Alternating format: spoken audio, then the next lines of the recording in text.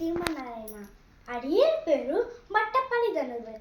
ఇప్పుడు తిరుప్పావేలో ఉన్న 26వ పాశ్రము అలాగే దాని అర్థము చెప్పుతున్నాను.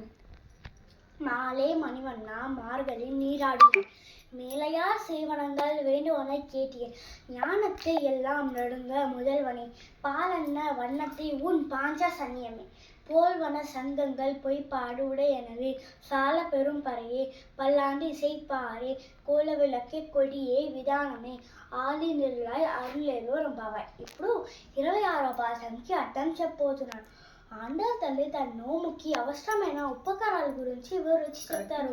ఇప్పుడు ఆండాళ్ తల్లి మంగళశాస్త్రం చేయడానికి పాంచజన్యము అలాగే శ్రీకృష్ణుడికి తిరుముఖ మండలాన్ని స్పష్టంగా చూడడానికి దీపము, దివ్య పతాకము, పందిరి అలాగే మొదలైన ఉపకరణాల గురించి కోరుతారు.